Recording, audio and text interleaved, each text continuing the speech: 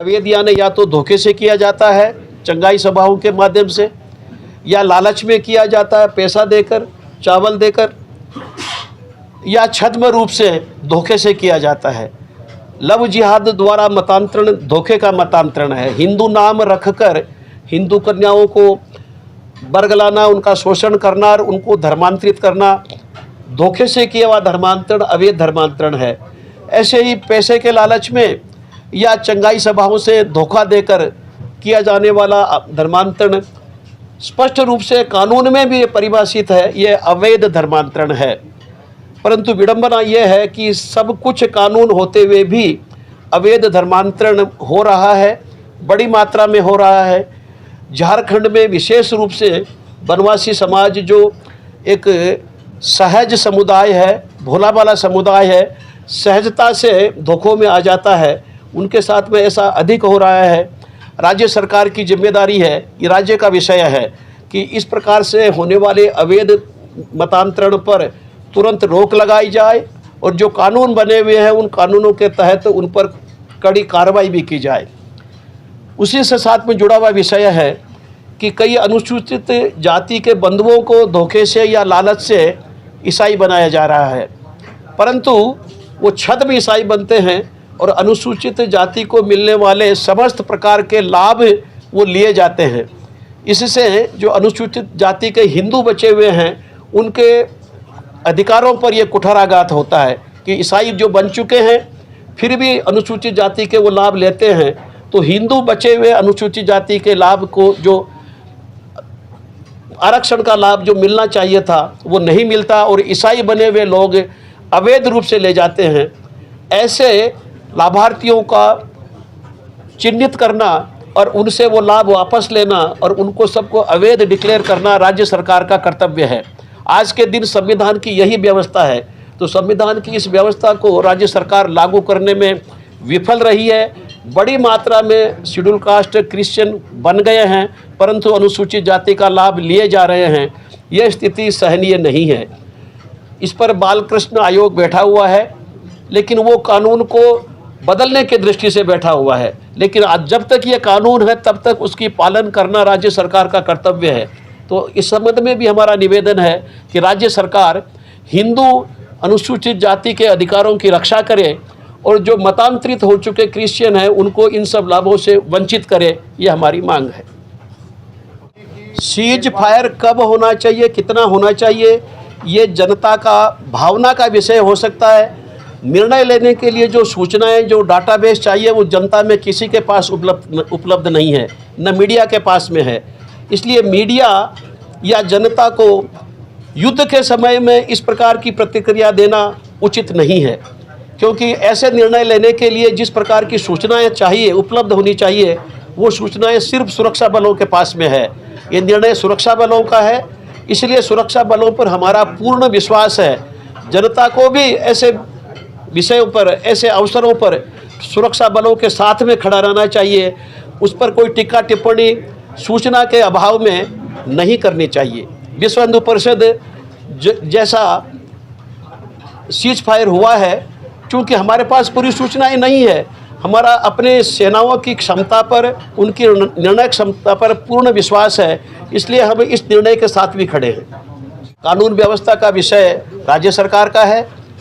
बनवासी समाज की सामाजिक सांस्कृतिक और संपत्ति की सुरक्षा का विषय राज्य सरकार का है, परंतु विदेशी अधिनियम केंद्र सरकार के अंतर्गत आता है। इस नाते ये विषय केंद्र और राज्य दोनों सरकारों की सम्मिलित जिम्मेदारी का विषय है। और जिस प्रकार से सरकारें एक दूसरे पर आरोप लगा रही है, राजनीति कर रही है, ये राजनीति का विषय है ही नहीं, ये पार्टी पॉलिटिक्स का विषय है ही नहीं। राष्ट्रीय सुरक्षा का विषय किस प्रकार से राजनीतिक विषय हो सकता है? बनवासी समाज की सांस्कृतिक सुरक्षा या संपत्ति की सुरक्षा का विषय कैसे राजनीतिक विषय या पार्टी पॉलिटिक्स का विषय हो सकता है? ये दुर्भाग्य है। इसीलिए विश्व हिंदू परिषद का ये आग्रह है दोनों केंद्र से और राज्यों से कि इस विषय पर पार्टी पॉलिटिक्स नहीं करे, राजनीति नहीं करे, राष्ट्रीय सुरक्षा को ध्यान में रखते हुए, बनवासी समाज के हितों को ध्यान में रखते हुए बांग्लादेशियों को शीघ्र निष्कासित करे और उन्हें वापस उनके देश भेजा जाए। पहलगाम की घटना के बाद में केंद्र सरकार ने उस घटना का जिस प्रकार से प्रत्युत्तर दिया, विश्व हिंदू परिषद उस पर हर्ष व्यक्त करती है और अपना पूर्ण समर्थन भारतीय सेना, हमारी रक्षा बल और केंद्र सरकार के निर्णयों के साथ में हम अपना पूर्ण समर्थन व्यक्त करते हैं।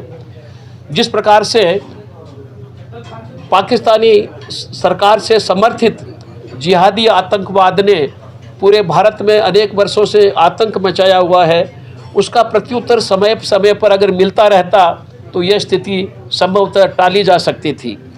परंतु अब भी सही, देर से ही सही, आतंकवाद का सही उत्तर दिया गया।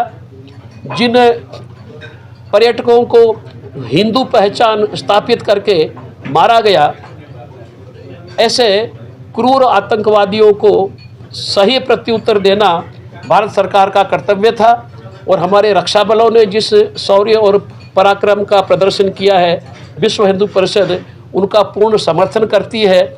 जिस प्रकार के निर्णय उन्होंने लिए, जिस प्रकार का प्रत्युत्तर दिया और आगे भी किसी भी प्रकार के आतंकवाद को वार माना जाएगा, युद्ध माना जाएगा, इस प्रकार का जो एक संकल्प सरकार ने व्यक्त किया है, विश्व हिंदू परिषद उसका पूरा समर्थन करती है और अपने रक्षा बलों के साथ और केंद्र सरकार के निर्णयों के साथ पूर्ण रूप से विश्व हिंदू परिषद खड़ी है। सरकार द्वारा नहीं दिया गया, उस सब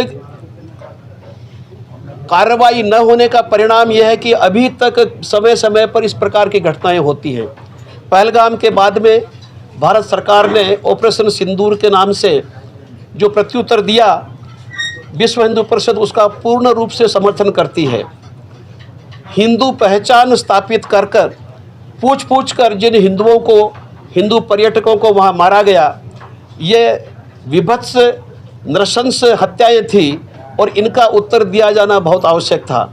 हमारे सुरक्षा बलों ने जो शौर्य और पराक्रम दिखाया है, विश्व हिंदू परिषद उस पर बहुत हर्ष व्यक्त करती है, डटकर रक्षा बलों के समर्थन में खड़ी है और भारत सरकार ने जो आगे के लिए संकल्प व्यक्त किया है कि हर आतंकवाद की घटना युद्ध की घटना मानी जाएगी, इस प्रकार के संकल्प को हम स्वागत करते हैं और विश्व हिंदू परिषद इस प्रकार की कार्रवाई का पूरा समर्थन करती है। एक चीज़ है कि जो भारत सरकार ने निर्णय ली, पाकिस्तान बिना वीज़ा के भारत में आता है वो अवैध है और उसको वापस अपने देश जाना ही होगा। और सरकार अगर इस विषय में कार्रवाई करती है तो वो कानूनी है और सरकार को पूरा अधिकार है, बल्कि सरकार का यह दायित्व है कि ऐसे अवैध प्रवासियों को वापस अपने स्वदेश भेजे। और कई राज्य सरकारों ने इस विषय में पहल की है। झारखंड सरकार से विश्व हिंदू परिषद की मांग है कि विषय की गंभीरता को समझते हुए वनवासी समुदाय की संपत्ति की रक्षा के लिए, राष्ट्रीय सुरक्षा की